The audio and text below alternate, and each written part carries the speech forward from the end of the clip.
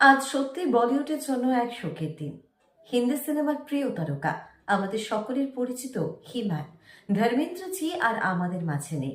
24শে November সোমবার মুম্বাইয়ে তার জীবনাবসান হয়। বয়স ছিল 89 বছর। জানা গিয়েছিল বেশ কিছুদিন ধরে শারীরিক জটিলতা এবং বয়সজনিত কারণে তিনি ভুগছিলেন। 1935 সালে পাঞ্জাবে জন্মানো ধর্মেন্দ্রজি 1960 সালে পা রাখেন বলিউডে।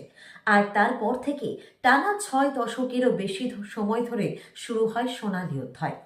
শোলে, সীতা और গীতা, ফুল और পাথর, চুপকে চুপকের মতো নানান ছবিতে একের পর এক সুপারহিট চরিত্র উপহার দিয়েছেন তিনি। ভক্তদের কাছে তিনি যেমন ছিলেন মাচো অ্যাকশন হিরো, অন্যদিকে ছিলেন রোমান্টিক হিরো আর কমেডি স্টারের অনন্য মেলবন্ধন। ব্যক্তিগত জীবনে ধর্মেন্দ্রজি ছিলেন দুই পুত্র, সানি দেওয়াল, ববি দেওয়াল এবং কন্যা ঈশা দেওয়াল সহ এক বড় পরিবারের কর্তা। পরিবার ছাড়াও আজ কোটি কোটি ভক্ত শোকস্তব্ধ, যাদের সত্যিকারের ভালোবাসায় তিনি হয়ে উঠেছিলেন একজন সত্যিকারের সুপারস্টার। তার প্রয়াণে শোক প্রকাশ করেছেন দেশের প্রধানমন্ত্রী নরেন্দ্র মোদী সহ বহু তারকা এবং রাজনৈতিক ব্যক্তিত্ব।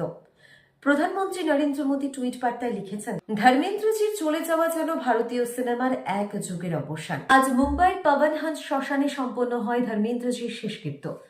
তাকে শেষ বিদায় জানাতে হাজির হয়েছিলেন বলিউডের বহু তারকারা। অমিতাভ বচ্চন, শাহরুখ খান, সলমান খান, অক্ষয় কুমার থেকে শুরু করে আরো অনেক তারকারা। কান্নায় ভেঙে পড়েন পুত্র সানি দেওয়াল এবং ববি দেওয়াল। ধর্মেন্দ্রজি শারীরিকভাবে আমাদের মাঝে না থাকলেও তিনি ভারতীয় সিনেমার পর্দায় তার সংলাপে, তার হাসিতে আর দর্শকের মনে চিরদিন বেঁচে থাকবেন, অমর হয়ে থাকবেন।